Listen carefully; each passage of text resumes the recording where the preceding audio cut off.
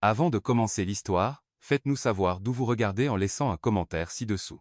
Si vous aimez cette vidéo, n'oubliez pas de liker et de vous abonner. Passez une merveilleuse journée. Profitez de l'histoire, tout le monde. Le réveil sonna à 5h30 du matin.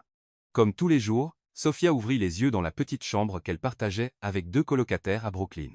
Le bruit familier de la circulation résonnait déjà à travers les fines fenêtres de l'appartement. À 25 ans, elle s'était habituée à une routine que la plupart des gens considéraient comme épuisante. 3 emplois, des cours du soir et des rêves qui semblaient toujours un pas en avance sur sa réalité financière. Encore une journée, murmura-t-elle pour elle-même, passant ses mains sur son visage fatigué. L'odeur du café bon marché flottait déjà dans la cuisine quand elle se traîna hors de sa chambre. Laura, l'une de ses colocataires, était voûtée sur des manuels d'infirmière avec des cernes sous les yeux qui rivalisaient avec ceux de Sophia. « Vas-tu dormir un peu aujourd'hui » demanda Laura sans lever les yeux de ses études. « Peu, être quelques heures entre le café et mon travail de nuit » répondit Sophia, remplissant une tasse de café qui avait le goût de carton mouillé. La vérité était que Sophia était devenue une maîtresse dans l'art de la survie urbaine. Son premier emploi commençait à 7h00 du matin comme femme de ménage dans un immeuble commercial de Midtown. Le travail était invisible. Elle nettoyait des bureaux vides avant l'arrivée des cadres, réorganisant leur vie sans jamais être vue. Il y avait une ironie cruelle à cela, pensa-t-elle, comme si son existence était délibérément effacée pour que les autres puissent briller. « Sophia, as-tu besoin d'un trajet aujourd'hui » cria Olivia, la 3e colocataire, depuis la salle de bain partagée. « Non, je prends le métro, merci. » Le métro du matin était toujours une expérience. Serrée entre des corps en sueur et des visages fatigués, Sophia observait les gens autour d'elle. Des cadres en costume coûteux vérifiaient des téléphones étincelants. Des étudiants avec des sacs à dos de marque discutaient de plans de week-end, qui coûtaient plus que ce qu'elle gagnait en une semaine. Elle ne se sentait pas exactement envieuse, c'était plutôt une curiosité tranquille sur ce que cela ferait de vivre sans compter chaque centime. À l'immeuble commercial, Sophia salua Carlos, le superviseur de nettoyage, d'un signe de main fatigué. « Comment fais-tu, ma fille » demanda-t-il dans son anglais teinté d'un accent portoricain. « 3 emplois, l'université. Quand te reposes-tu ? Le repos est un luxe, Carlos, rit-elle. Mais il y avait une vérité amère derrière la blague.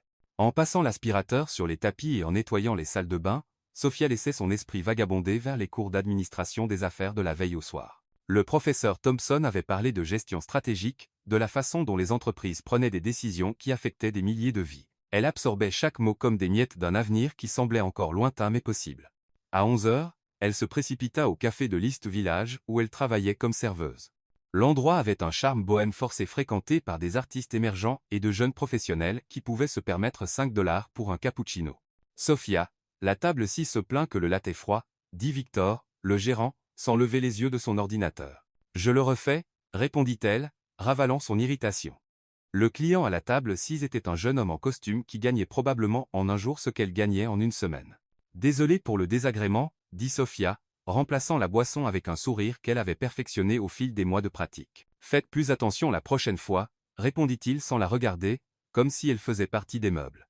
C'était toujours comme ça. Sophia existait dans les espaces entre les vies importantes des autres. Elle servait, nettoyait, organisait, mais était rarement vue comme une personne complète avec ses propres rêves et ambitions. Pendant sa pause déjeuner, elle s'assit sur le petit banc derrière le café et ouvrit son livre de théorie organisationnelle. Les pages étaient surlignées et griffonnées, preuve d'études tardives, luttant contre le sommeil qui gagnait toujours. « Pourquoi étudies-tu autant » demanda Megan, une collègue plus jeune. « Je veux dire, ce n'est pas comme si ça allait changer quelque chose. » Sophia la regarda, surprise par la résignation dans la voix de la fille. « Parce qu'il faut que ça change » répondit-elle fermement. « Je ne peux pas accepter que ce soit tout ce qu'il y a. » L'après-midi, elle se précipita à son 3e emploi dans un restaurant décontracté de Williamsburg. En tant que serveuse, elle naviguait entre des tables bondées, équilibrant assiettes et conversations, toujours avec le même sourire professionnel plaqué sur le visage. « Sophia, la table 12 veut parler au gérant » cria Brian le cuisinier. La plainte concernait un burger pas assez cuit.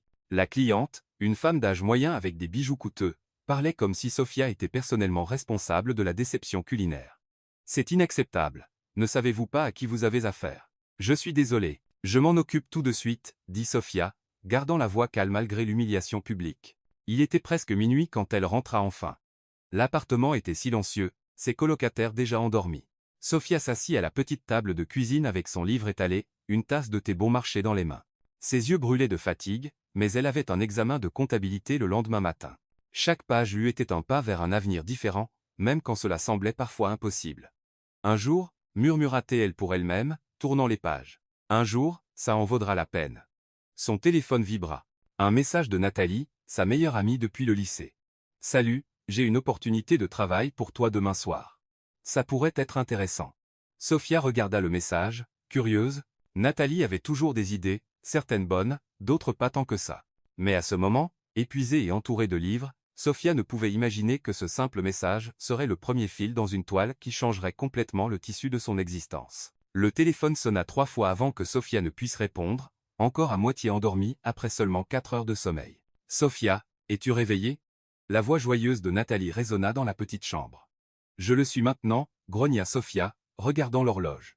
Il était 7h00 du matin, et elle avait exactement 15 minutes pour se préparer avant de se précipiter à son premier emploi. « Désolée de te réveiller tôt, mais je dois parler de cette opportunité que j'ai mentionnée hier. Puis-je passer à l'heure du déjeuner ?» Sophia se frotta les yeux, essayant de traiter les mots de son amie à travers le brouillard de l'épuisement. « Nathalie, j'ai à peine le temps de respirer, encore moins. »« Sophia, c'est 300 $ pour 6 heures de travail. » Le silence qui suivit était lourd de sens. 300 $? Sophia fit automatiquement le calcul dans sa tête. C'était plus que ce qu'elle gagnait en 2 semaines au café, ou assez pour payer la moitié de ses frais universitaires. 300 $, répéta-t-elle, maintenant complètement réveillée. Oui, je sais que c'est beaucoup d'argent. C'est pourquoi je veux expliquer en personne. Retrouve-moi au café à 14 heures. D'accord, accepta Sophia, sentant déjà un mélange de curiosité et d'appréhension grandir dans sa poitrine. La journée s'écoula à un rythme tortueusement lent. À son emploi de nettoyage, Sophia se surprit à faire des calculs mentaux. 300 $ pourrait signifier 2 semaines de nourriture décente ou de nouveaux livres au lieu d'occasion, ou même prendre une pause d'un de ses emplois pendant quelques jours. Tu es différente aujourd'hui, observa Carlos, remarquant qu'elle semblait distraite. Quelque chose de bien, peut être, répondit Sophia, essuyant une table de salle de conférence, peut être une opportunité. Au café, la matinée passa à une vitesse frustrante. Chaque client semblait prendre une éternité pour commander, chaque cappuccino prenait des âges à être prêt. Quand il fut enfin 14 heures, Sophia se rongeait déjà les ongles d'anxiété. Nathalie arriva pile à l'heure comme toujours. Elle avait cette qualité agaçante de toujours paraître impeccable, même après une journée de travail. Ses cheveux blonds étaient parfaitement brossés, son maquillage intact, et elle portait une robe qui coûtait probablement plus que ce que Sophia gagnait en un mois. « Tu as l'air de quelqu'un qui n'a pas dormi, » dit Nathalie, embrassant son amie. « Parce que je n'ai pas dormi. Allez, Nathalie, quel genre de travail est ?» Elles s'assirent à une table au fond, loin des oreilles curieuses des autres employés. Nathalie sortit son téléphone et montra des photos. « C'est un gala à Manhattan ce soir. J'ai besoin de quelques personnes de plus pour servir les boissons et les canapés. » Sophia regarda les photos, c'était clairement un événement haut de gamme. Des gens en smoking et robes de créateurs dans un environnement qui criait la richesse. « Nathalie, je n'ai jamais travaillé ce genre d'événement, je n'ai aucune idée de comment me comporter avec ces gens. » C'est exactement pourquoi c'est parfait, sourit Nathalie. Tu n'as pas besoin de savoir comment te comporter, tu as juste besoin d'être invisible. Le mot résonna étrangement dans les oreilles de Sophia. Invisible. Elle était déjà invisible la plupart du temps. Nettoyant des bureaux vides, servant du café à des gens qui la remarquaient à peine, débarrassant des assiettes sans recevoir de merci. Le personnel ne doit pas attirer l'attention. Tu sers les boissons, tu souris poliment, et tu n'existes pratiquement pas pour les invités. C'est plus facile que ça en a l'air. Nathalie se pencha en avant, baissant la voix. Sophia, je sais que 300 $ c'est beaucoup d'argent pour toi. Je sais aussi que tu te tues avec ces 3 emplois. Une nuit, 6 heures, et tu gagnes ce qui te prendrait normalement des semaines à économiser. Sophia se mordit la lèvre inférieure, une habitude qu'elle avait depuis l'enfance quand elle était nerveuse. Et si je fais quelque chose de mal? Et si je fais tomber quelque chose ou parle à quelqu'un que je ne devrais pas? Ça n'arrivera pas, dit Nathalie avec une confiance que Sophia enviait. Tu es l'une des personnes les plus travailleuses que je connaisse. Si quelqu'un peut le faire, c'est toi. Sophia regarda par la fenêtre du café, observant les gens ordinaires marchant dans la rue. Des gens comme elle, courant d'un endroit à l'autre, portant le poids des factures à payer et des rêves reportés. Où est l'événement? Upper East Side, penthouse d'un immeuble résidentiel, aussi chic que tu peux l'imaginer. Et quel genre de personne y sera-t-il? Nathalie hésita un moment avant de répondre. Des gens riches, Sophia. Des propriétaires d'entreprises très riches, des héritiers, des gens qui déplacent des millions sans sourciller. Mais comme je l'ai dit, tu seras invisible pour eux. Sophia ferma les yeux un moment, imaginant son compte bancaire. Elle avait exactement 42 $ et devait encore payer le métro pour le reste de la semaine. Que dois-je porter? Tenue noire basique, rien de tape à l'œil. Je peux te prêter quelque chose si tu n'as rien. J'ai un pantalon noir et un chemisier, parfait. Sophia prit une profonde inspiration. Il y avait quelque chose dans cette opportunité qui la mettait mal à l'aise, mais elle ne pouvait pas exactement dire quoi.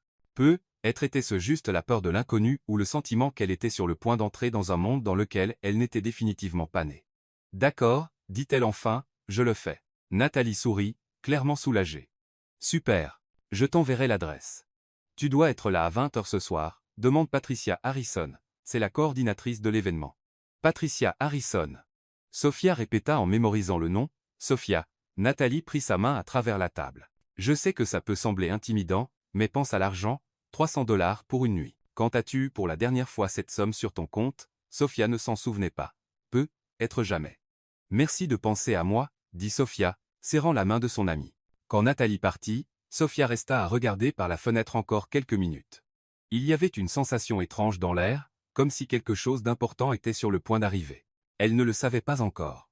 Mais cette décision, accepter de servir des boissons à des gens riches dans un penthouse de Manhattan, serait le premier domino dans une série d'événements qui transformerait non seulement sa situation financière, mais toute sa perspective sur qui elle était et ce qu'elle méritait de la vie. À 10 à 8h00, quand elle rentra enfin, Sophia se tint devant le petit miroir de sa chambre, essayant d'imaginer à quoi ressemblerait cette nuit. L'adresse que Nathalie lui avait donnée mena Sophia à une partie de Manhattan, qu'elle ne connaissait qu'en passant. Descendant du métro à la station de la 77e rue, elle se sentit comme si elle avait franchi une frontière invisible dans un autre pays. Les rues étaient plus propres, les trottoirs plus larges, et même l'air semblait différent, moins lourd, comme si même la pollution respectait la richesse du quartier.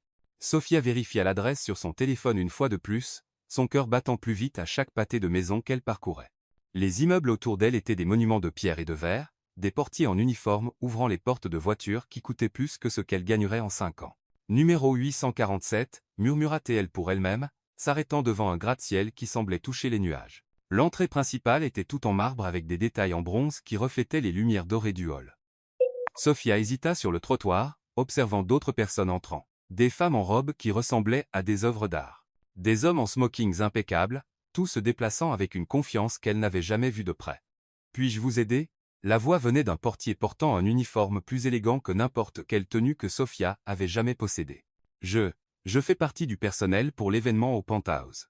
Le portier l'examina de la tête aux pieds, son regard professionnel évaluant rapidement son apparence. Sophia devint soudain extrêmement consciente de son chemisier noir basique, du pantalon qui était assez bon pour le restaurant de Williamsburg, mais qui ici semblait criamment inadéquat. « Entrée de service à l'arrière, dit-il, pointant une rue latérale. Bien sûr, entrée de service. Sophia sentit ses joues rougir, mais hocha la tête et marcha dans la direction indiquée. L'entrée arrière était significativement moins glamour, une simple porte en métal avec un interphone à côté. « Je suis là pour l'événement, je m'appelle Sophia Reynolds. Montez au 47e étage.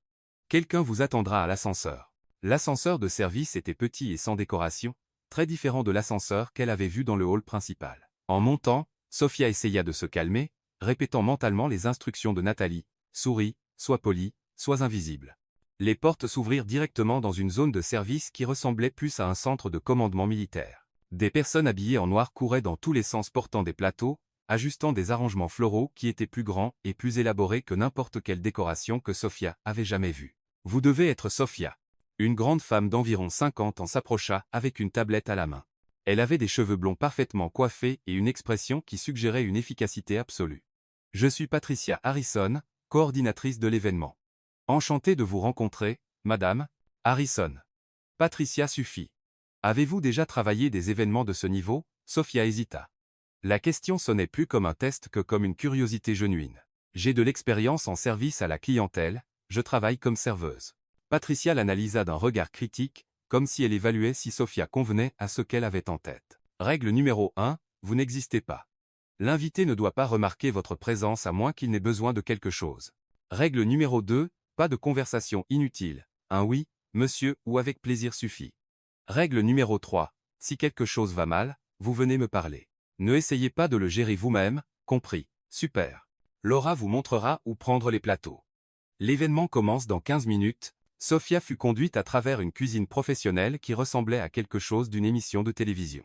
Des chefs en uniforme impeccable préparaient des canapés qui ressemblaient à de petites œuvres d'art, tandis que d'autres arrangeaient des verres de champagne sur des plateaux en argent. « Première fois ici ?» demanda Laura, une fille d'environ 20 ans qui semblait à l'aise dans l'environnement. « Première fois à n'importe quel événement comme celui-ci, admit Sofia, vous vous y habituerez, les gens ici ont beaucoup d'argent, mais la plupart du temps ils ne remarquent même pas que vous existez. C'est en quelque sorte libérateur, en fait. » Sofia prit un plateau avec des verres de champagne et suivit Laura à travers une porte qui menait au hall principal.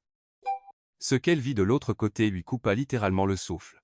Le penthouse était plus grand que tout l'appartement qu'elle partageait avec ses 2 colocataires. Des fenêtres du sol au plafond offraient une vue panoramique de Manhattan qui ressemblait à une carte postale. Les meubles étaient un mélange élégant de moderne et de classique, des canapés en cuir qui coûtaient probablement plus qu'une voiture, des tables basses qui étaient clairement des œuvres de designers célèbres. Mais ce qui impressionna le plus Sofia furent les gens. Elle n'avait jamais vu autant de richesses concentrées en un seul endroit. Les femmes portaient des bijoux qui captaient la lumière d'une manière presque hypnotique, et les hommes avaient cet air de personnes qui n'avaient jamais eu à s'inquiéter de l'argent. Il y avait une qualité dans la façon dont ils se déplaçaient, comment ils parlaient, une confiance qui venait de générations de privilèges. Sofia, circulait dans la zone de la terrasse, instruit Patricia, apparaissant à côté d'elle. Sofia hocha la tête et commença à circuler dans l'environnement. C'était surréaliste d'être si proche d'un monde dont elle n'avait lu que ou vu à la télévision. Des conversations lui parvenaient par fragments. Des discussions sur des voyages dans des maisons de campagne en France, des investissements impliquant des chiffres qu'elle ne pouvait même pas prononcer. Des enfants dans des universités dont les frais de scolarité suffiraient à soutenir une famille pendant des mois. « Merci », dit un homme d'âge moyen, prenant un verre sans même la regarder. Sofia sourit automatiquement, mais il s'était déjà tourné pour continuer une conversation sur des acquisitions d'entreprise. C'était exactement comme Nathalie l'avait dit. Elle était invisible. Au fur et à mesure que la nuit avançait, Sofia commença à remarquer les subtilités de ce monde. La façon dont les gens se saluaient, des baisers dans l'air qui ne touchaient même pas les joues, comment ils s'évaluaient rapidement, identifiant les marques, les prix, le statut. Comment ils riaient à des blagues qui n'étaient même pas drôles juste parce qu'elles venaient de la bonne personne. C'est quand elle rechargeait son plateau dans la cuisine qu'elle entendit Patricia parler à un autre organisateur. « Nous devons faire attention avec ce nouveau lot de personnel. Certains d'entre eux ne comprennent clairement pas leur place ici. » Sofia ne savait pas si le commentaire était spécifiquement dirigé vers elle, mais elle sentit son visage chauffer quand même. De retour dans le hall, elle essaya d'être encore plus discrète, se déplaçant le long des bords des groupes, offrant du champagne sans contact visuel prolongé. Mais il y avait quelque chose d'hypnotique dans cet environnement. La façon dont la lumière des lustres en cristal dansait sur les murs, le murmure sophistiqué des conversations, le sentiment d'être au centre d'un monde qui fonctionnait selon des règles complètement différentes des siennes. C'est quand elle traversait le hall principal, équilibrant soigneusement un plateau plein, qu'elle sentit un regard différent des autres. Ce n'était pas le regard distrait de quelqu'un prenant une boisson, ni le regard évaluatif de quelqu'un vérifiant si le service était adéquat. C'était un regard qui la voyait vraiment. Sofia tourna la tête discrètement et rencontra les yeux d'un homme de l'autre côté du hall. Il était grand, probablement dans la fin de la trentaine, avec des cheveux bruns bien coupés et un costume clairement sur mesure. Mais ce qui la fit s'arrêter une seconde n'était pas son apparence. C'était la façon dont il la regardait, comme si elle était la seule personne réelle dans cette salle pleine de performances. Leurs yeux se rencontrèrent juste un moment avant que Sofia ne se force à détourner le regard. Son cœur battait plus vite et elle n'était pas tout à fait sûre pourquoi. Le regard persista, même quand Sofia se força à détourner les yeux et à continuer son travail, elle pouvait sentir qu'il la regardait encore. C'était une sensation étrange. Après des heures à être complètement ignorée par tous les invités, soudain il y avait quelqu'un qui non seulement la remarquait, mais semblait sincèrement intéressé par qui elle était. Essayait de maintenir sa composure professionnelle, Sofia continua à circuler dans le hall, offrant du champagne et ramassant des verres vides. Mais sa conscience était divisée, moitié concentrée sur le travail, moitié hypnotisée par la présence de cet homme qui continuait à l'observer de loin. « Ça va ?» demanda Laura, passant à côté d'elle avec un plateau de canapé. « Tu sembles un peu distraite. »« Je vais bien » répondit Sofia rapidement, forçant un sourire, « j'essaie juste de ne rien faire tomber. » Pendant les 20 minutes suivantes, Sofia fit un effort conscient pour ne pas regarder dans la direction où il se tenait. Elle se concentra sur les conversations autour d'elle, essayant de mieux comprendre ce monde auquel elle était brièvement exposée. « Le marché de l'art est absolument fou cette année », dit une femme avec un collier de perles, qui valait probablement plus que la maison où Sofia avait grandi. « Nous avons acheté un monnaie pour 15 millions de dollars la semaine dernière et il vaut déjà 15 millions, répondit l'homme à côté d'elle comme s'il discutait du prix d'un dîner. « Quelle affaire ! Nous avons payé 22 pour un Picasso beaucoup plus petit le mois dernier. » Sofia faillit s'étouffer, 15 millions. C'était plus d'argent qu'elle ne pouvait même pas comprendre. Cela représentait des vies entières de travail, des générations de familles qui pourraient vivre confortablement sur une fraction de cette somme. Excusez-moi, une voix profonde retentit derrière elle. Sophia se tourna et sentit son cœur s'emballer, c'était lui. De près, il était encore plus impressionnant qu'il ne l'avait semblé de loin. Il avait des yeux bleus qui semblaient vraiment voir à travers les gens, et il y avait quelque chose dans son expression qui était différent des autres invités, moins arrogant, plus humain. « Oui, monsieur », répondit Sophia, maintenant le ton professionnel que Patricia avait instruit. « Pourriez-vous m'apporter un whisky, Macallan 25, si vous l'avez ?»« Bien sûr, monsieur. » Un moment, Sophia marcha vers le bar, les jambes légèrement tremblantes, c'était ridicule, elle avait servi des centaines de clients au fil des ans, mais il y avait quelque chose chez cet homme qui la rendait nerveuse d'une manière complètement différente. Le barman, un professionnel expérimenté au mouvement précis, prépara la boisson sans hésitation. Sophia remarqua que la bouteille de Macallan 25 coûtait probablement plus que ce qu'elle gagnait en 3 mois. Quand elle revint, il se tenait près des fenêtres, regardant la vue nocturne de Manhattan. La ville s'étendait infiniment dans toutes les directions, une mer de lumière qui scintillait comme des étoiles terrestres. « Votre whisky, monsieur, dit-elle, offrant la boisson sur un petit plateau, merci. » Il prit le verre, mais au lieu de la congédier immédiatement comme tous les autres l'avaient fait, il resta là. « Est-ce votre première fois à travailler un événement comme celui-ci » Sophia hésita. Patricia avait été claire sur le fait de ne pas maintenir de conversation inutile, mais il avait posé une question directe. Ce serait impoli de ne pas répondre. « Oui, monsieur. C'est assez différent de ce à quoi je suis habitué, j'imagine que oui. » Il prit une gorgée de whisky, ses yeux ne quittant jamais son visage, « Et qu'en pensez-vous de tout cela ?» La question la prit complètement au dépourvu. Personne ne lui avait demandé son opinion sur quoi que ce soit pendant toute la soirée. En fait, elle ne se souvenait pas de la dernière fois que quelqu'un d'une classe sociale si différente avait montré un intérêt pour ses pensées. « C'est impressionnant, » répondit-elle prudemment. « Très différent de mon monde, votre monde, » répéta-t-il comme s'il savourait les mots. « Et à quoi ressemble votre monde ?» Sophia regarda rapidement autour d'elle, vérifiant si Patricia était proche. Elle était de l'autre côté du hall en train de coordonner quelque chose avec le personnel de cuisine. « Plus simple, » dit Sophia honnêtement. « Plus réel, peut-être. » Quelque chose changea dans son expression quand elle dit cela. Un sourire genuin apparut au coin de sa bouche, très différent du sourire politique qu'elle avait vu tout au long de la fête. « Réel » répéta-t-il. « C'est un mot intéressant, quand quelqu'un m'a-t-il dit quelque chose de réel pour la dernière fois ?» Sophia ne savait pas comment répondre à cela.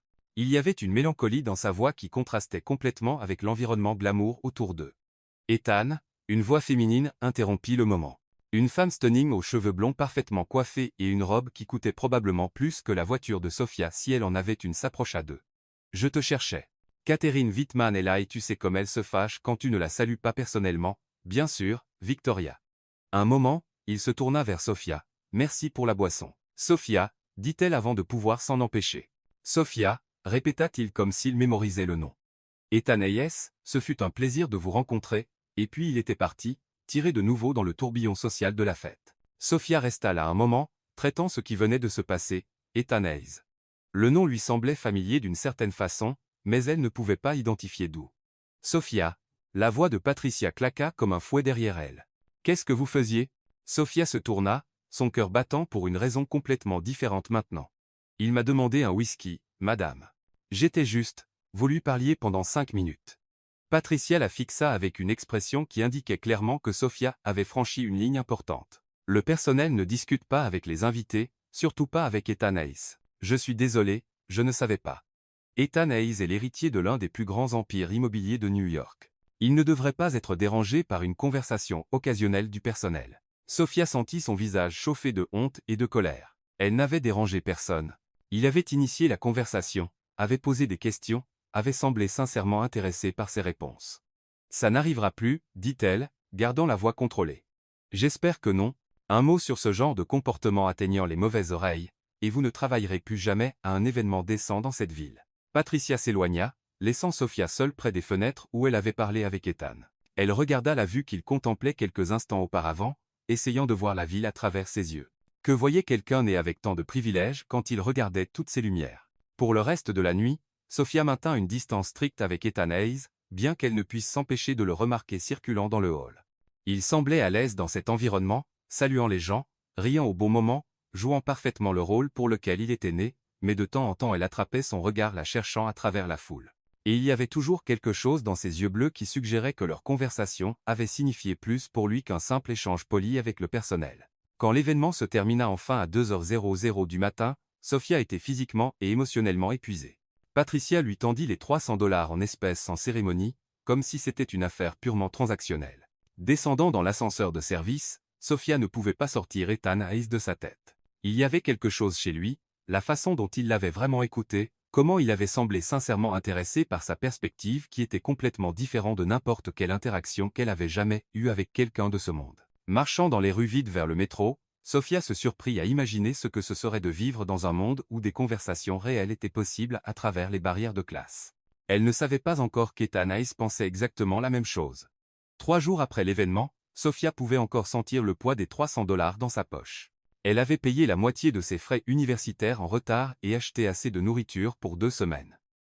Pour la première fois en mois, elle n'avait pas à choisir entre le dîner et le petit déjeuner, mais ce qui restait vraiment dans son esprit n'était pas l'argent, c'était la conversation avec Ethan Hayes. La façon dont il avait vraiment écouté ses réponses, comme si ses opinions comptaient. C'était un sentiment auquel elle n'était pas habituée, surtout venant de quelqu'un si clairement en dehors de son monde. « Terre à Sofia », dit Victor, claquant des doigts devant son visage. La table 3 attend son cappuccino depuis 5 minutes. Désolé, murmura Sofia, revenant à la réalité du café. C'était jeudi après-midi, et l'endroit était plein de la ruée habituelle de professionnels prenant un café entre les réunions. Elle préparait le cappuccino quand son téléphone vibra. Un message d'un numéro inconnu. « Bonjour, Sofia.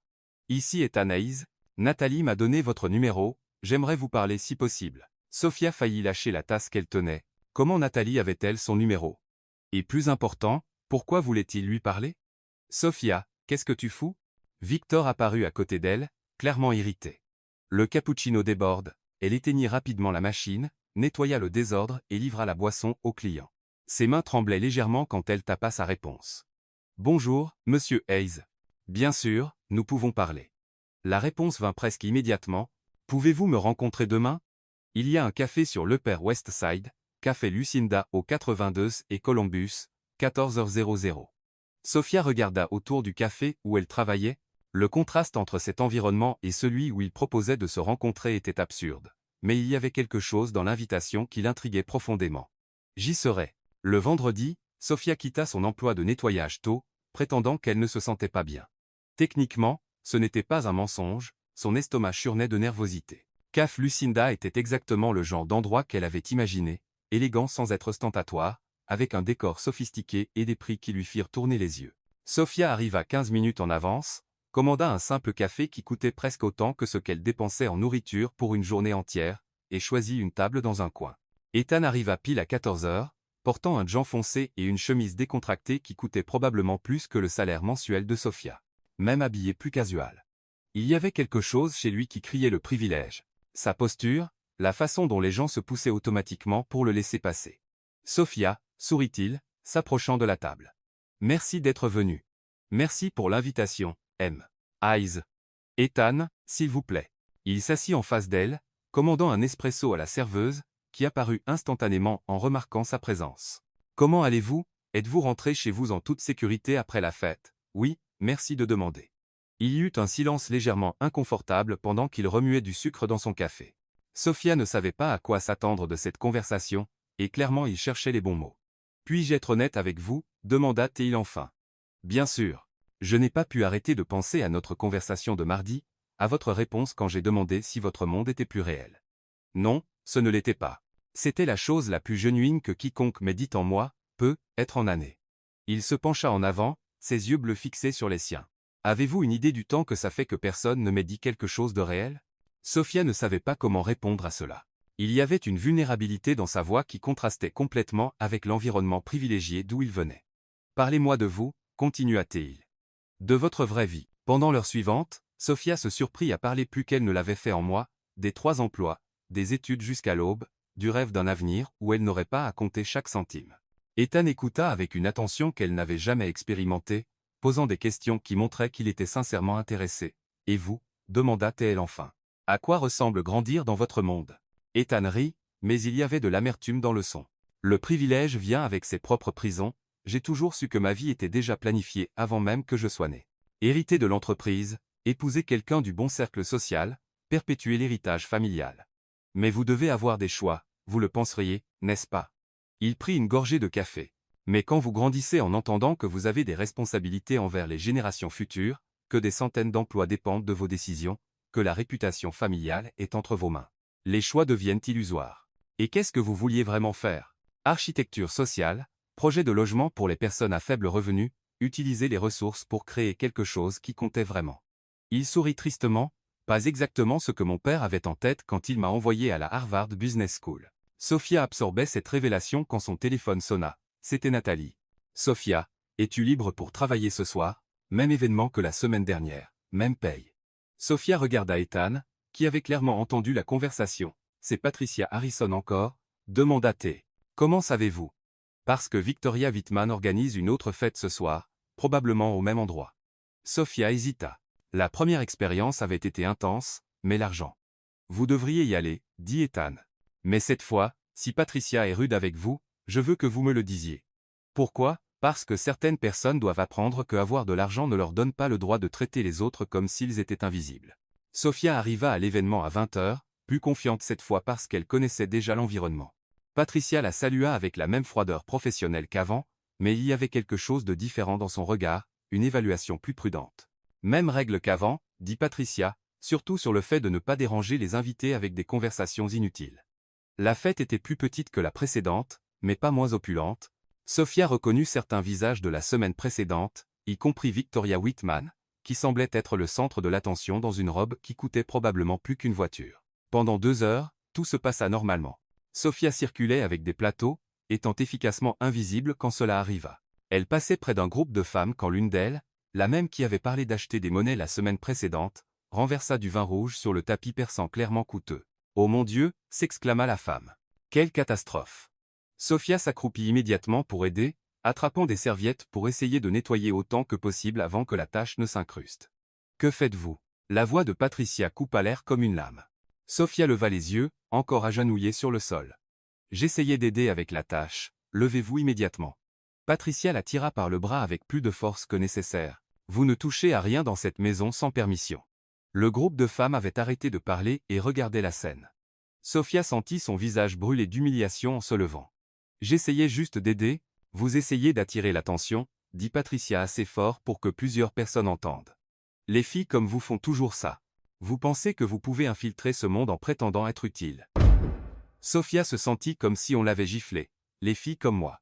Vous savez exactement ce que je veux dire, petites pauvres qui viennent travailler à des événements comme celui-ci en pensant qu'elles vont impressionner quelqu'un assez riche pour changer leur vie. » Le silence qui suivit fut assourdissant. Sophia était paralysée entre l'humiliation et la colère, consciente que des dizaines d'yeux étaient fixés sur elle. Ça suffit. La voix venait de derrière elle. Sophia se tourna et vit Ethan Hayes marcher vers le groupe, son expression plus sérieuse qu'elle ne l'avait jamais vue. « Ethan » sourit Patricia nerveusement. « Je gérais juste une petite situation. »« La situation » dit Ethan, s'arrêtant à côté de Sophia. « C'est que vous venez d'humilier publiquement une invitée personnelle à moi. » « Invitée » Patricia cligna des yeux, confuse. « Sophia a été personnellement invitée par moi, » dit Ethan, sa voix portant une autorité qui fit taire tout le hall. « Et je ne tolère pas que mes invités soient traités avec irrespect. » Il offrit son bras à Sophia. « Prenons un verre ?» Sophia hésita juste une seconde avant d'accepter son bras. En marchant vers le bar, elle pouvait sentir les regards de tout le hall les suivant. Et pour la première fois depuis son arrivée dans ce monde, elle ne se sentait pas invisible. Elle se sentait vue. Elle se sentait protégée. Et quelque chose en elle commença à changer. Dans les 3 jours suivant l'intervention d'Ethan à la fête, Sophia ne pouvait se concentrer sur rien. Pendant son emploi de nettoyage du matin, elle se surprit à penser à la façon dont il s'était positionné à côté d'elle, défiant ouvertement Patricia Harrison devant tous ces gens importants. Au café, elle renversa du café et mélangea des commandes, perdue dans les souvenirs du sentiment d'être défendue par quelqu'un. « Tu as été sur une autre planète cette semaine ?» observa Laura, sa colocataire, trouvant Sophia distraite dans la cuisine un lundi matin. « Juste fatiguée » répondit Sophia, remuant automatiquement le café qu'elle avait oublié de boire. « Fatiguée ou amoureuse ?» Laura sourit, s'asseyant à la petite table. « Parce que tu as l'air de quelqu'un qui ne peut pas arrêter de penser à quelqu'un. » Sophia faillit s'étouffer avec son café. « Ce n'est rien de tel. C'est juste compliqué. » Son téléphone vibra. Un message d'Ethan. « Bonjour, Sophia. J'espère que vous allez bien. Voudriez-vous déjeuner avec moi aujourd'hui? Je connais un endroit tranquille où nous pouvons parler sans interruption. » Sophia regarda le message pendant un long moment. Une partie d'elle voulait répondre oui immédiatement. Mais une autre partie, la plus prudente, formée par des années de difficultés, murmurait que tout cela était trop dangereux. « Qui est-ce » demanda Laura, remarquant l'expression de Sophia. « Quelqu'un que j'ai rencontré à mon travail d'appoint, quelqu'un de spécial. » Sophia ne savait pas comment répondre. Ethan était-il spécial? Ou était-il juste un homme riche ennuyé temporairement intrigué par quelqu'un d'un monde différent? Je ne sais pas encore, répondit-elle au message. Je peux vous rencontrer à 14 heures si cela convient. La réponse vint rapidement. Parfait. Je vous enverrai l'adresse. Le restaurant qu'Ethan choisit était dans le village, un petit endroit cosy qui semblait un secret bien gardé. Ce n'était pas ostentatoire comme les endroits de l'Upper East Side, mais Sophia pouvait dire à la qualité des ingrédients sur le menu que ce n'était pas exactement bon marché. Ethan attendait déjà quand elle arriva, portant un gant et une chemise simple. Mais Sophia commençait à comprendre que même ses vêtements les plus casuals coûtaient probablement plus que ce qu'elle gagnait en mois. « Merci d'être venu, dit-il, se levant pour la saluer. Comment allez-vous après ce qui s'est passé à la fête? Je vais bien, répondit Sophia, s'asseyant en face de lui. Merci pour ce que vous avez fait. Patricia Harrison avait besoin d'entendre ça il y a longtemps. Personne ne devrait être traité de cette façon, ils commandèrent le déjeuner. Sophia choisit automatiquement le plat le moins cher du menu. Une habitude qu'Ethan sembla remarquer. Vous pouvez commander ce que vous voulez, dit-il doucement. C'est pour moi. Vous n'avez pas besoin, Sophia, l'interrompit-il. Laissez-moi faire cela, s'il vous plaît. Il y avait quelque chose dans sa voix. Ce n'était pas de la pitié, mais une gentillesse genuine qui fit accepter Sophia. Pendant le déjeuner, la conversation coula naturellement. Ethan demanda sur ses études, sur ses rêves. Après l'université, Sophia se surprit à parler d'ambition qu'elle admettait rarement même à elle-même, de vouloir travailler dans une entreprise où elle pourrait vraiment faire une différence, de rêver d'avoir assez de stabilité financière pour aider sa mère. Et vous, demanda-t-elle, pensez-vous encore à l'architecture sociale? Tous les jours, mais c'est compliqué quand vous avez un empire familial à hériter. Pourquoi doit-ce être l'un ou l'autre? Que voulez-vous dire? Sophia se pencha en avant, excitée par l'idée qui se formait. Ne pourriez-vous pas utiliser les ressources de l'entreprise familiale pour des projets sociaux, créer une division dédiée au logement abordable? Ethan la regarda comme si elle venait de résoudre un puzzle qu'il essayait de assembler depuis des années. Vous savez, c'est une idée brillante. C'est juste du bon sens, dit Sophia, rougissant légèrement. Non, ce n'est pas. C'est de la vision, c'est exactement le genre de perspective qui manque dans mon monde. Ils parlèrent encore 2 heures, le restaurant se vidant autour d'eux sans qu'ils le remarquent. Sophia découvrit qu'Ethan avait obtenu un diplôme en architecture de Columbia avant de faire le MBA que son père exigeait. Il avait conçu des projets de logement comme passe-temps, les gardant dans des tiroirs comme des rêves secrets. « Puis-je vous montrer quelque chose ?» demanda-t-il, hésitant. « Ce sont des projets que je fais dans mon temps libre. Appartements compacts mais dignes avec des espaces communautaires, des zones vertes. Combien de familles pourraient en bénéficier? Avec le bon investissement, des centaines, des milliers éventuellement, alors pourquoi ne le faites-vous pas? Parce que mon père le voit comme une philanthropie improductive. Il veut des retours financiers immédiats, et s'il y avait un moyen de montrer que les projets sociaux peuvent aussi être rentables. Ethan la regarda intensément. Croyez-vous vraiment cela? Je crois que vous pouvez trouver un moyen. Vous avez des ressources, de l'éducation, des connexions. Je n'ai que le désir de changer les choses, mais vous avez le pouvoir de le faire vraiment arriver. Quand ils quittèrent enfin le restaurant, il était presque dit à 7h00. Ethan insista pour appeler un Uber pour Sophia, mais elle refusa.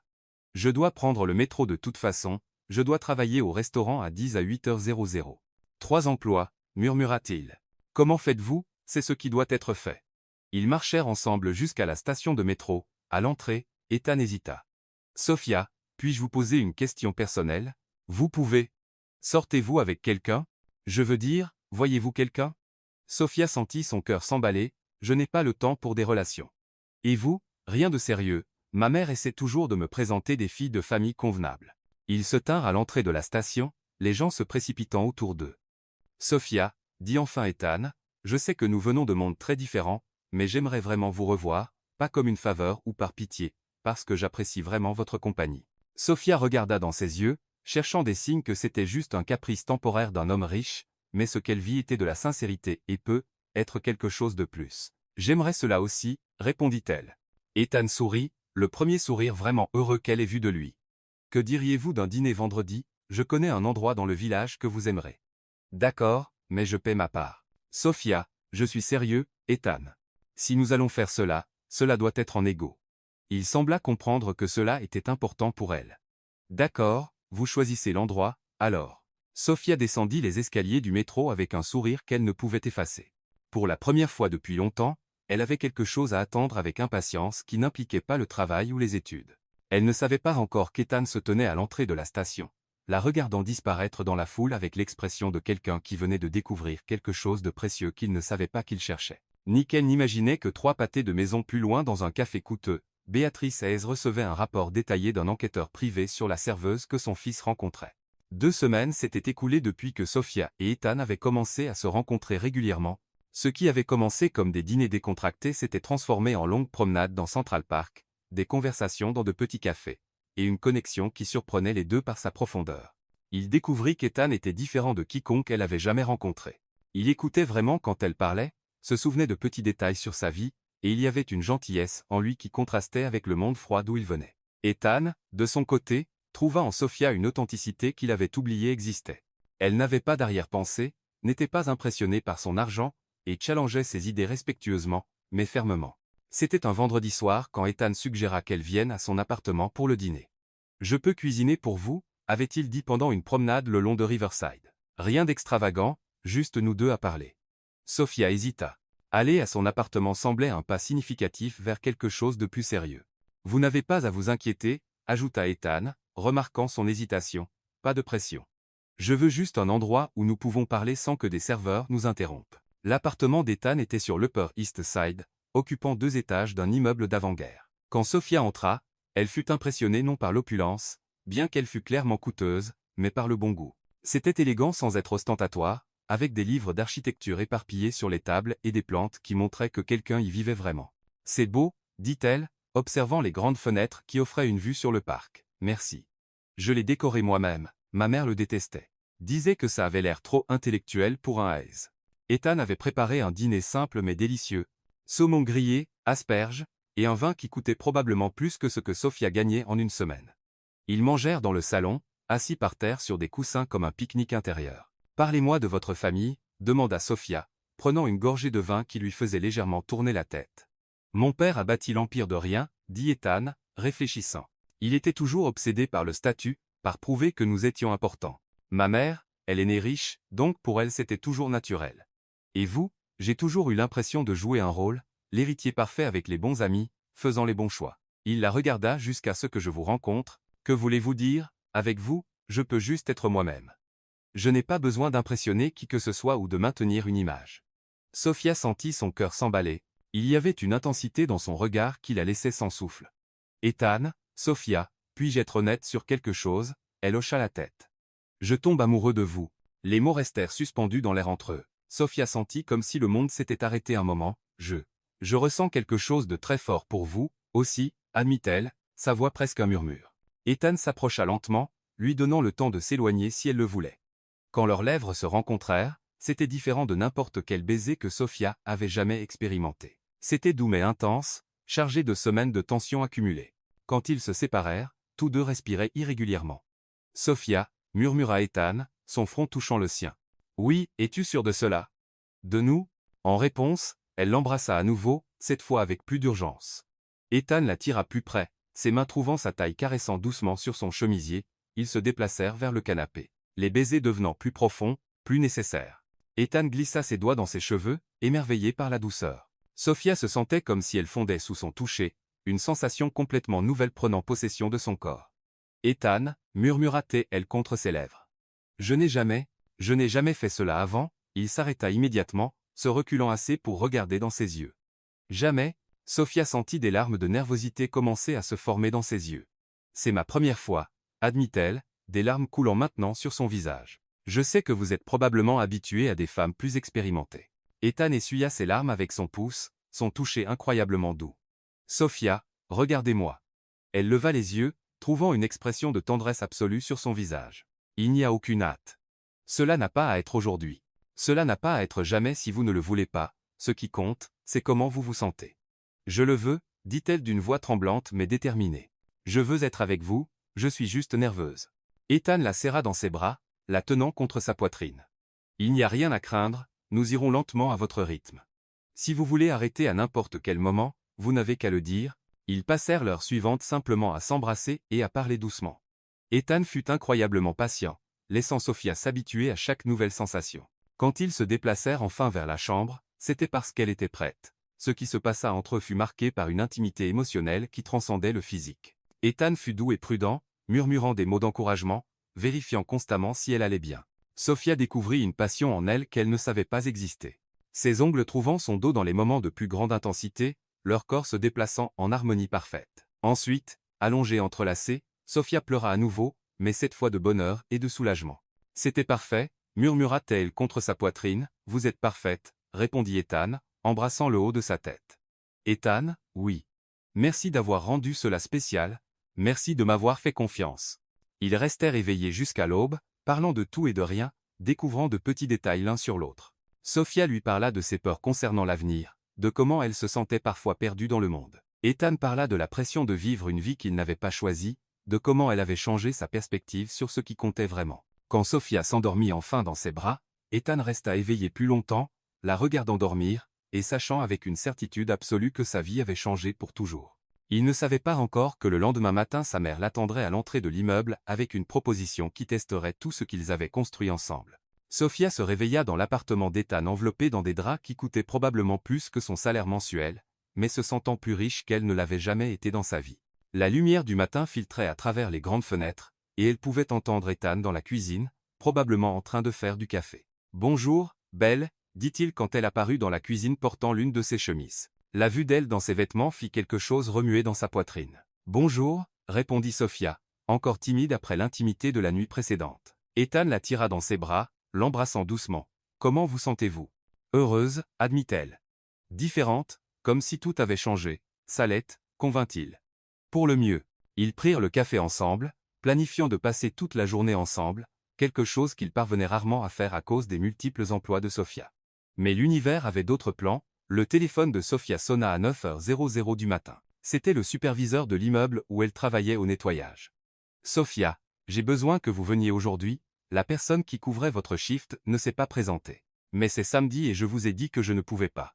C'est une urgence, si vous ne venez pas, je devrais reconsidérer votre position ici. » Sophia ferma les yeux, frustrée. Elle avait besoin de cet emploi, j'y serai, dit-elle enfin. Ethan, qui avait entendu la conversation, secoua la tête. « Sophia, vous ne pouvez pas vivre comme cela pour toujours, être menacée chaque fois que vous essayez d'avoir une vie personnelle. C'est facile à dire quand vous n'avez pas à vous inquiéter de l'argent, répondit-elle immédiatement, regrettant son ton. Désolée, dit-elle rapidement.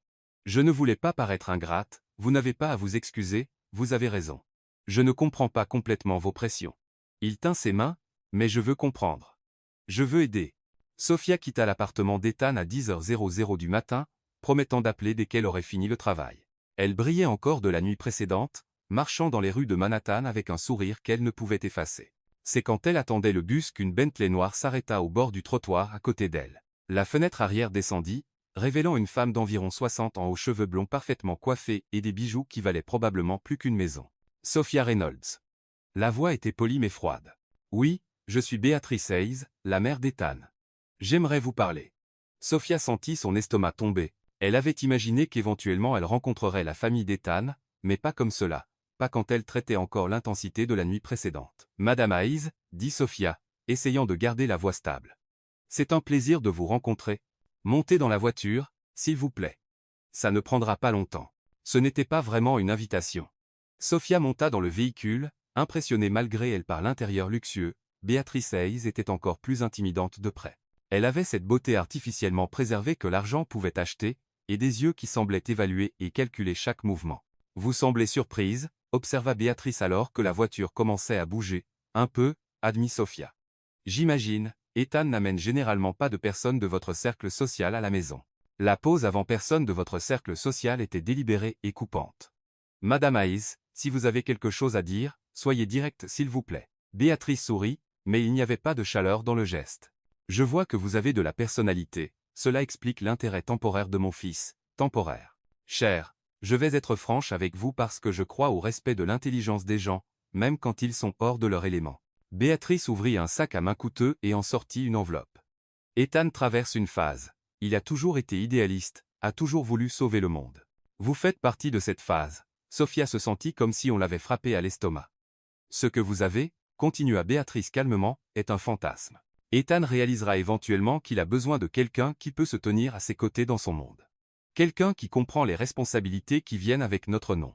La voiture s'arrêta devant une banque à Midtown. Béatrice tendit l'enveloppe à Sophia.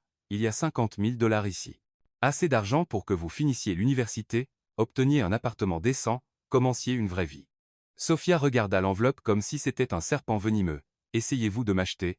Je vous offre une solution qui bénéficie à tout le monde. Vous obtenez la stabilité financière dont vous avez clairement besoin, et Ethan peut suivre le chemin pour lequel il est né. Et si je refuse? Les yeux de Béatrice se durcirent. Alors vous découvrirez à quel point il est difficile de trouver du travail dans cette ville quand certaines personnes décident que vous êtes indésirable. J'ai de l'influence dans plus d'endroits que vous n'imaginez. Sophia sentit la nausée grandir dans son estomac. Ce n'était pas juste une offre, c'était une menace déguisée, j'ai besoin d'y penser. Bien sûr, mais ne prenez pas trop de temps, Ethan organise une fête d'anniversaire la semaine prochaine. Ce sera intéressant de voir comment vous vous sentez parmi des gens qui sont vraiment adaptés à lui. La voiture s'arrêta devant l'immeuble où Sophia travaillait. Elle sortit tenant l'enveloppe, les mains tremblantes. Sophia appela Béatrice avant qu'elle ne ferme la porte. 50 000 $, c'est plus d'argent que vous n'en verrez à nouveau pendant longtemps. Pensez-y. Sophia passa le reste de la journée à nettoyer des bureaux en pilote automatique. Sa conversation avec Béatrice résonnant dans son esprit. 50 000 $. C'était une somme qui changerait complètement sa vie. Elle pourrait finir l'université sans se tuer au travail. Elle pourrait aider sa mère. Elle pourrait enfin avoir la stabilité dont elle avait toujours rêvé, mais accepter signifierait admettre que Béatrice avait raison.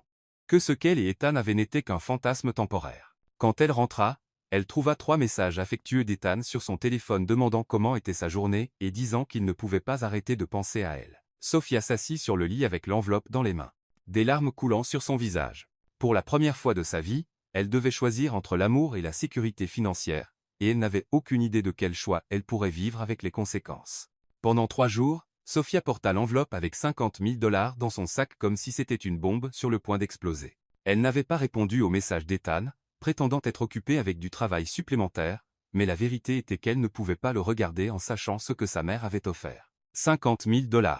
La somme résonnait dans son esprit pendant chaque shift de travail, chaque cours universitaire, chaque moment où elle comptait les centimes pour savoir si elle pouvait acheter autre chose que des nouilles instantanées pour le dîner. « Tu as été bizarre cette semaine », observa Laura jeudi soir, trouvant Sophia assise dans la cuisine fixant une tasse de thé froid, juste fatiguée. « C'est à propos de ce gars, n'est-ce pas? Le spécial. » Sophia ne répondit pas, mais Laura s'assit en face d'elle. « Sophia, qu'est-ce qui s'est passé? » « Rien. »« Tout je ne sais pas. » Sophia regarda enfin son amie. « Laura, que ferais-tu si quelqu'un t'offrait assez d'argent pour changer ta vie, mais que tu devais abandonner quelque chose d'important pour l'accepter? Ça dépend de ce qui est important. L'amour. Le vrai amour. » Laura fut silencieuse un moment. « Combien d'argent ?» Sophia hésita, puis murmura. 50 000, Laura faillit tomber de sa chaise. 50 000, Sophia, c'est une vie. Tu pourrais sortir de cette situation pour de bon, je sais, mais tu es amoureuse, je le suis. Laura tint les mains de Sophia à travers la table. Écoute, je t'aime comme une sœur, donc je vais être honnête. L'amour ne paie pas le loyer, l'amour n'achète pas de nourriture. L'amour ne sort pas ta mère de la situation difficile dans laquelle elle est. Sophia sentit des larmes commencer à se former, mais et si c'est le vrai amour, et si c'est la seule chance que j'ai d'être vraiment heureuse, et si ce n'est pas? Et si c'est juste un homme riche s'amusant avec quelqu'un de différent pendant un moment? Les mots résonnèrent exactement ce que Béatrice Hayes avait dit, et Sophia sentit un frisson dans son estomac. Le vendredi, Ethan se présenta enfin au restaurant où elle travaillait. « Sophia, tu m'évites, dit-il, s'asseyant à une table dans un coin pendant sa pause. « Je ne t'évite pas, j'ai juste été occupé, trop occupé pour répondre aux messages. Trop occupé pour me voir. » Il y avait de la douleur dans sa voix. « Qu'est-ce qui s'est passé? » « Je pensais que nous allions bien après l'autre nuit. » Sophia sentit son cœur se briser. Ethan semblait sincèrement confus et blessé. « Ethan, je dois te dire quelque chose. » Elle lui raconta la rencontre avec Béatrice, l'enveloppe, l'offre. En parlant, elle observa l'expression d'Ethan passer de la confusion à la colère puis à quelque chose qui ressemblait à la défaite. « Ma mère a fait cela, » dit-il enfin, passant ses mains dans ses cheveux. « Dieu, Sophia, je suis tellement désolé. Ce n'est pas ta faute, si. J'aurais dû savoir qu'elle ferait quelque chose comme cela. » Il la regarda intensément. « Mais tu ne vas pas l'accepter, n'est-ce pas? » Sophia ne pouvait pas soutenir son regard. « Sophia », sa voix devint plus basse, plus vulnérable. « C'est beaucoup d'argent, Ethan. C'est de l'argent sale. C'est ma mère essayant de contrôler ma vie en te payant pour en sortir. Mais c'est aussi ma chance d'avoir une vie décente, d'aider ma mère, de ne pas me tuer à travailler 3 emplois. Ethan fut silencieux un long moment. Et moi? Est-ce que ce que nous avons ne signifie rien pour toi? Ça signifie tout, dit Sophia, des larmes coulant sur son visage. C'est pourquoi c'est si dur, Sophia. Je peux t'aider financièrement, je peux. Non, l'interrompit-elle. Pas comme cela. Je ne veux pas être entretenue, je veux de la dignité, et accepter de l'argent de ma mère pour me quitter et de la dignité. La question était comme une gifle, Sophia n'avait pas de réponse. J'ai besoin d'y penser, dit-elle enfin. Alors pense, mais pense à ce qui compte vraiment, Ethan se leva. Parce que je t'aime, Sophia, pas comme un fantasme ou une phase. Je t'aime vraiment, il quitta le restaurant, laissant Sophia seule avec ses larmes et sa décision impossible. Cette nuit-là, Sophia appela sa mère pour la première fois en semaine. Ma chérie, comment vas-tu?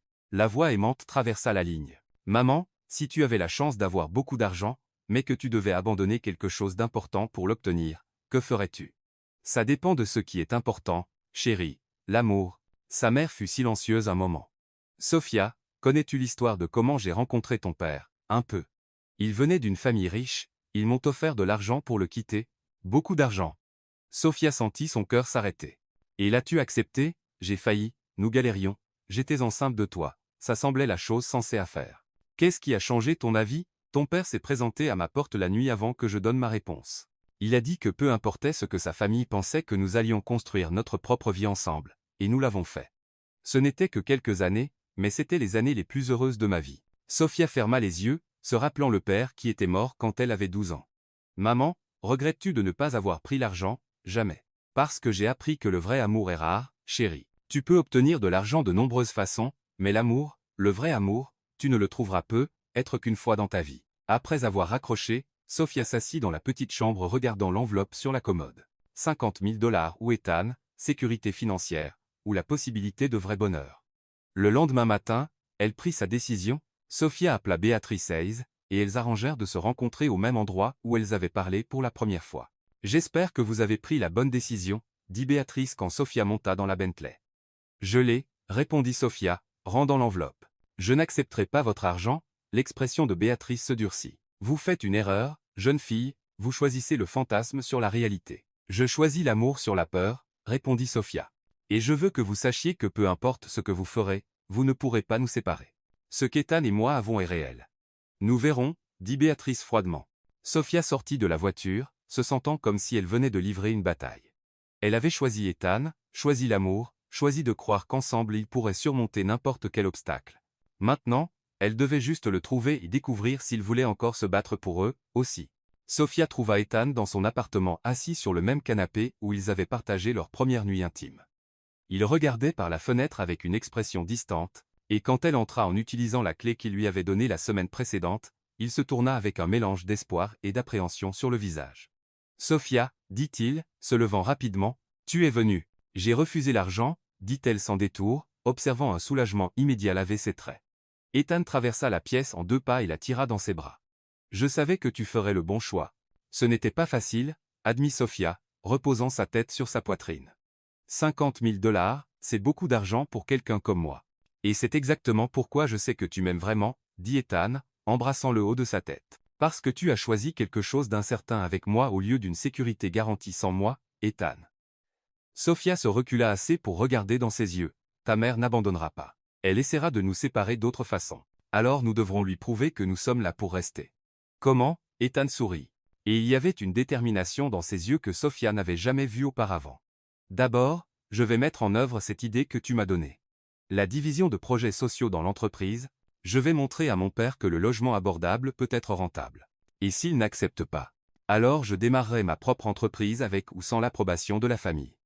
Et deuxièmement, continua-t-il, je veux que tu quittes au moins un de tes emplois. Ethan, écoute avant de refuser, je n'offre pas de charité. J'offre un vrai emploi.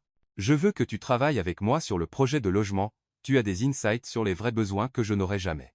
Sophia resta silencieuse, traitant l'offre. Ce serait un salaire juste pour le travail que tu ferais, ajouta Ethan. Pas de l'aide, pas une faveur. Du vrai travail, et ta famille, ma famille devra accepter que je ne suis plus un garçon qu'ils peuvent contrôler. Au cours des mois suivants, Ethan tint parole. Il présenta une proposition détaillée à son père sur des projets de logement rentables en utilisant des études de marché et des projections financières que Sofia avait aidé à développer.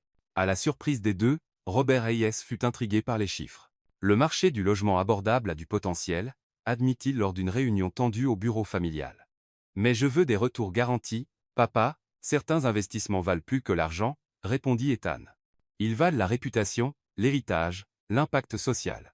Pendant ce temps, Sofia obtint son diplôme avec mention en administration des affaires, travaillant à temps partiel sur le développement du projet tout en conservant seulement un emploi au café, qui était devenu plus un passe-temps qu'une nécessité financière. Le plus grand test vint 6 mois après la décision de Sofia de refuser l'argent. Ethan organisait une fête pour célébrer l'approbation du premier projet de logement de la nouvelle division sociale de Hayes Development. C'était au même penthouse où ils s'étaient rencontrés, mais cette fois Sofia y était en tant que petite amie d'Ethan, pas en tant que personnel. Demanda Ethan, ajustant sa cravate alors qu'il se préparait à partir. Terrifiée, admit Sofia, lissant la robe qu'ils avaient choisie ensemble, élégante mais pas excessive, tout ira bien. Tu as ta place là pas autant que n'importe qui.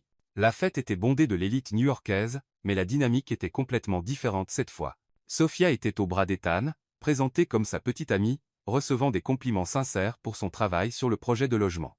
Sofia, une voix familière retentit derrière elle. C'était Patricia Harrison, la même femme qui l'avait humiliée des mois auparavant. Patricia, répondit Sofia calmement, je voulais m'excuser pour ce qui s'est passé la dernière fois. Ce n'était pas approprié. Sofia regarda la femme qui avait essayé de la faire se sentir petite et insignifiante. Merci pour les excuses, dit-elle simplement sans ressentiment. Le moment le plus tendu vint quand Béatrice Hayes s'approcha du couple. Ethan, Sofia, sa voix était froide, mais pas hostile. Mère, répondit Ethan, serrant plus fort la main de Sofia. J'ai vu les chiffres pour le projet de logement, continua Béatrice. Impressionnant. Sofia a été fondamentale dans le développement, dit Ethan fièrement. Béatrice regarda Sofia pendant un long moment. Il semble que je vous ai sous-estimé, jeune dame. Je voulais juste une chance de montrer ma valeur par le travail, pas par combien d'argent je refuserais, répondit Sofia avec dignité. Quelque chose changea dans l'expression de Béatrice à ce moment. Ce n'était pas une acceptation complète, mais c'était du respect. Quand la fête touchait à sa fin, Ethan emmena Sofia sur la terrasse où ils avaient eu leur première vraie conversation. Tu te souviens de cette vue, demanda-t-il. Comment pourrais-je oublier, c'est ici que tout a commencé. Ethan se tourna vers elle, prenant ses mains. Sofia, ces derniers mois ont été les meilleurs de ma vie. Tu m'as appris qu'il est possible d'avoir du succès et un but en même temps. Tu m'as appris que le vrai amour vaut plus que l'approbation sociale. Sofia sentit son cœur s'emballer quand il mit un genou à terre. Sophia Reynolds, tu as changé ma vie de toutes les manières possibles. Veux-tu m'épouser? Des larmes coulèrent sur le visage de Sofia quand elle vit la bague. Simple, élégante, parfaite. Oui, murmura-t-elle, puis plus fort. Oui. Quand Ethan plaça la bague à son doigt, Sofia regarda la vue de Manhattan s'étendant infiniment devant eux. 6 mois plus tôt, elle servait des boissons au même endroit, invisible et insignifiante. Maintenant elle y était en égal avec un homme qui l'aimait non malgré ses origines mais à cause de qui elle était. Tu sais ce qui est ironique, dit Sofia en s'appuyant contre lui.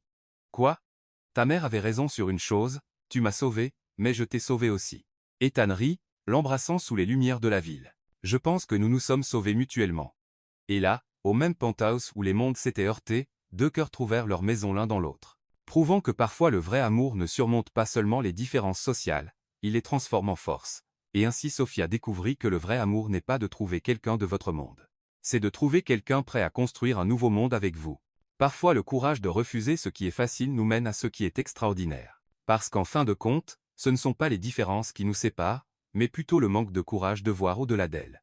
Et peut-être qu'au fond, nous cherchons tous quelqu'un qui nous voit non pour ce que nous avons, mais pour qui nous sommes vraiment.